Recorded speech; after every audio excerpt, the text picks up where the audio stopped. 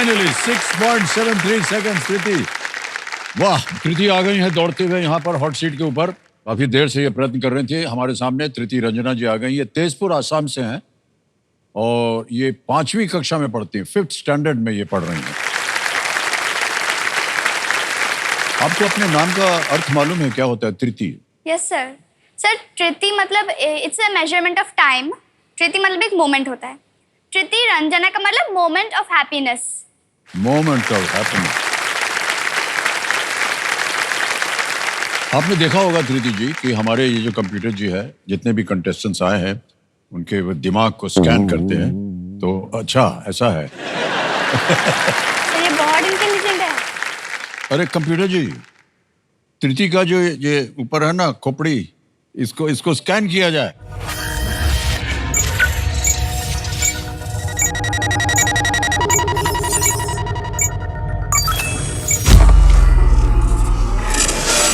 हो गया स्कैन और आ गया उसका परिणाम।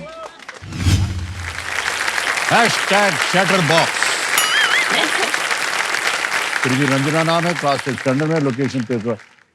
सुपर पावर है रैपिड रीडिंग और हैशटैग है चैटरबॉक्स। ये हैशटैग आपने चैटरबॉक्स क्यों लगाया है? बहुत बोलती हैं क्या? सर ये हैशटैग चैटरबॉक्स मतलब ये है क्योंकि मुझे बात करना बहुत पसंद है।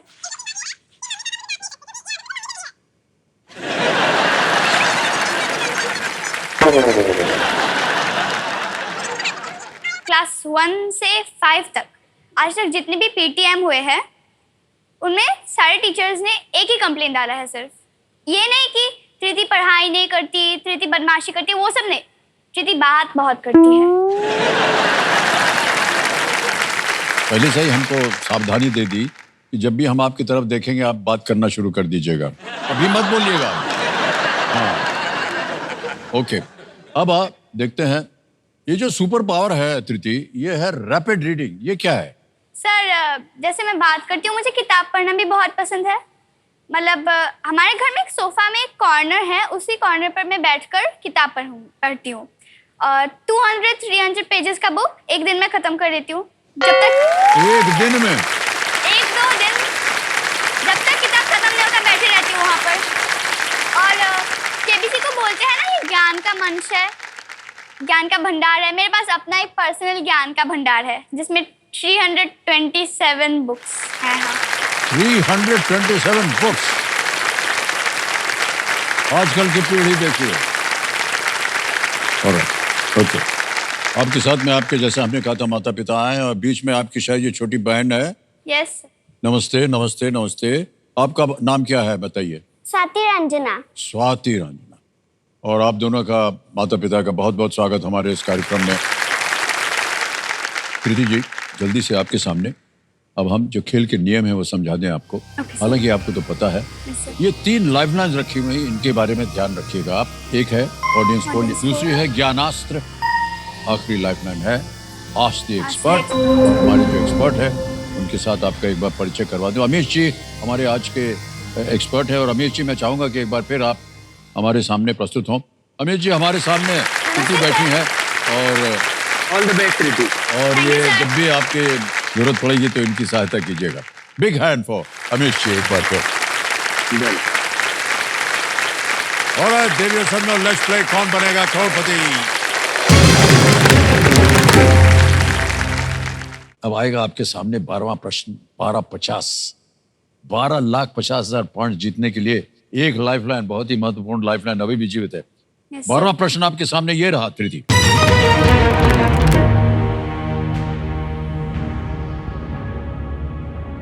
2024 पेरिस ओलंपिक उद्घाटन समारोह में भारतीय दल के तुरंत बाद किस टीम ने परेड किया था? Which team paraded immediately after the Indian contingent at the 2024 Paris Olympics opening ceremony? Okay, sir. A. Indonesia. B. Cameroon. C. Germany. D. Pakistan.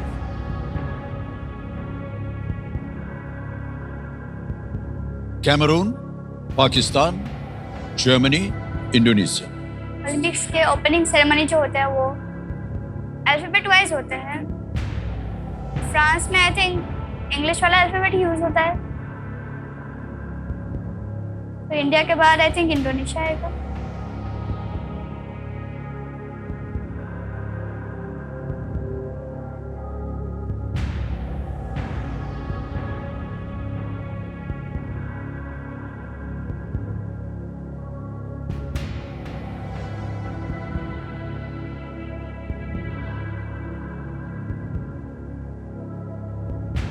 सोच लिया? Sir please lock. नहीं सर, नहीं सर।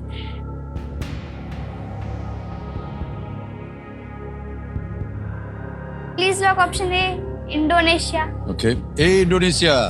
मुस्कुराते हुए कह रहे हैं इसको ताला लगा दिया जाए। क्या लग रहा था आपको? क्यों रुक गई थी आप? सर मैं भूल गई क्या हुआ था एग्जैक्टली, लेकिन अल्फाबेट वाइज तो इंडोनेशिया होना चाहिए। आपने कहा अल्फाबेटिकली आते हैं सब। हाँ ठीक है कि नहीं? माता पिता से पूछना चाहूंगी उत्तर सही है या नहीं? पता नहीं है सर। नहीं मालूम? बेटी को मालूम है, बिल्कुल सही जवाब दिया। सर आपने मुझे डरा दिया। ये अल्फाबेटिकल ऑर्डर में आते हैं। तो इंडिया के बाद क्या आएगा? इंडोनेशिया। आई डी तक ठीक रहा, डी के बाद इंडिया आई आता है, इंडोनेशिया में ओ आता है, तो वो उसके बाद आया। वेल डन कृति, क्या बात है, वेल प्लेड, क्या बात है, बहुत बहुत बधाई आपको। सही सोच रही थी आप, लेकिन कहीं आपके मन में एक डाउट आ रहा था, तय हो गया वो। अब आ गया है आपके सामने 13वां प्रश्न, 25 लाख पॉइंट्स का, और एक बहुत ही महत्वपूर्ण lifeline. Yes sir. Expert advice अभी भी बाकी है। 25 लाख पॉइंट, 13वां प्रश्न स्क्रीन के ऊपर ये रहा।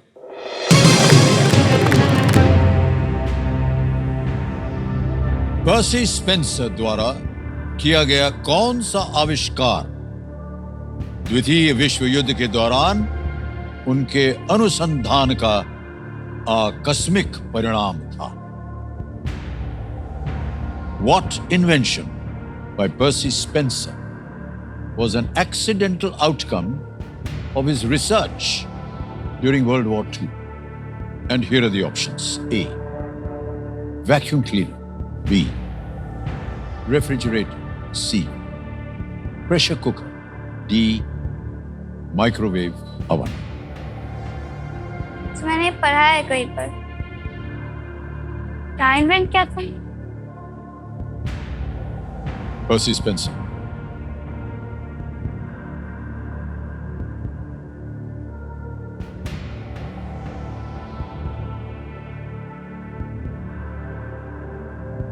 रेफ्रिजरेटर या फिर ओवन हो सकता है।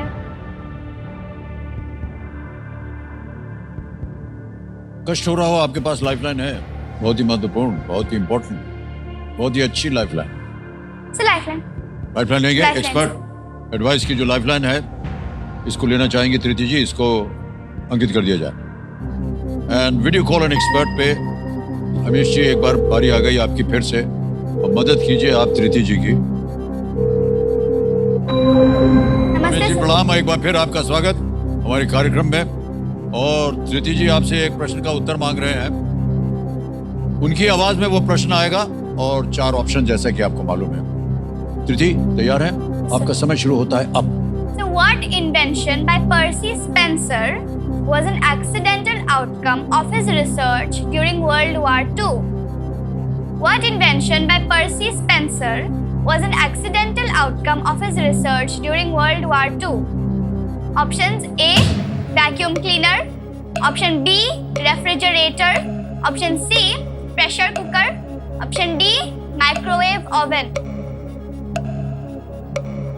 The answer is microwave oven. If radar had also been one of the options, I would have got confused. But if I remember the story, कुछ chocolate melt हो गया था because he was close to some radar at that point of time, which led to the microwave invention. So the answer would be, I think you said D, right, for microwave oven? Thank you, sir. Yeah, answer is D, microwave oven. Thank you, sir. Sir, ठीक है, साथ जाएंगे। D, microwave oven. D microwave oven कह रहे हैं अमीश जी। क्या लगाया जाए? Yes, it's the right answer. Well done. Thank you, sir. Thank you congratulation. और जो कहानी बताई इन्होंने उसमें भी बहुत ही सत्य है। स्पेंसर ने देखा कि टेस्टिंग मैग्नेट्रॉन से उनकी जेब में रखी एक चॉकलेट बार जो थी वो पिघल गई। हाँ। उत्सुकतावश उन्होंने पॉपकॉर्न सहित अन्य खाद्य पदार्थों का परीक्षण किया और देखा कि वे भी पॉप हो गए और इस प्रकार माइक्रोवेव अवन जो था उसका आविष्कार हुआ और वो बना। कैसी कैसी अजब कहानियां निकलती हैं। कहीं ना कहीं चॉकलेट या पॉपकॉर्न का नाम कौन जानेगा कि रेडार ढूंढ रहे थे, माइक्रोवेव निकला किससे? चॉकलेट से या पॉपकॉर्न से। बताइए।